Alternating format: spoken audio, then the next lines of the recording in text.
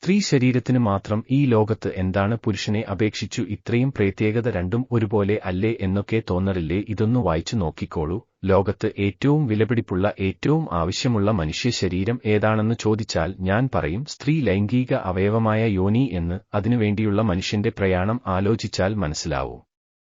കല്യാണം കഴിക്കാൻ കാത്തിരിക്കുന്ന ആണുങ്ങൾ ഒരു വശത്ത്, അവിഹിതത്തിലും ആഗ്രഹിക്കുന്നത് ഇതാണ്.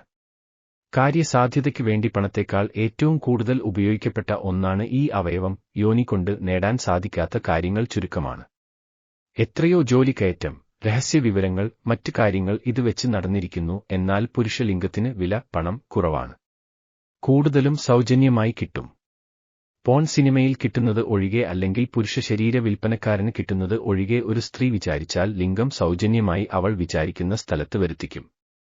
ആണുങ്ങൾ ചെല്ലും. ഇന്നും ഈ അവയവത്തിനു വേണ്ടി സ്വപ്നം കാണുന്നവരും. ഇതൊന്നു കിട്ടാൻ വേണ്ടി എന്തൊക്കെയാ ആണുങ്ങൾ കാണിച്ചു കൂട്ടുന്നത്. അവിഹിതത്തിൽ ഇതല്ലേ കൊടുക്കുന്നതും ഉപയോഗിക്കുന്നതും. സ്ത്രീയുടെ പാവാട ഒന്ന് പൊങ്ങിയാൽ ഉള്ളിലെ സംഭവം ഒന്ന് കാണാൻ വേണ്ടി ആളുകൾ നോക്കുന്ന നോട്ടം കണ്ടാൽ മതി യോനിയുടെ വില മനസ്സിലാവാൻ. ഇതിനു വേണ്ടി റെഡ് സ്ട്രീറ്റ് മുതൽ വീടുകൾ വരെ ആളുകൾ തിരഞ്ഞെടുക്കുന്നു. ഫേസ്ബുക്കിൽ തന്നെ ഇതിനു വേണ്ടി കിണഞ്ഞ് പരിശ്രമിച്ച് നേടിയ മഹാന്മാർ ഇഷ്ടം പോലെ.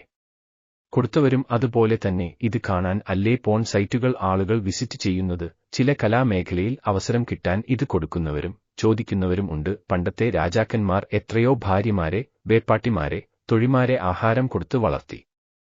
അവർക്കും ആവശ്യം ഇത് തന്നെയായിരുന്നു. ആരോഗ്യപരമായി ചിന്തിച്ചാൽ ഒരു ദിവസം കഴുകിയില്ലെങ്കിൽ രസമല്ലാത്ത ഗന്ധം ഉണ്ടാവുന്ന ഈ ഒരു അവയവം തെല്ലൽ ലോകത്തെ സ്വാധീനിച്ചത്. ഇപ്പോഴും ചെയ്തുകൊണ്ടിരിക്കുന്നത്.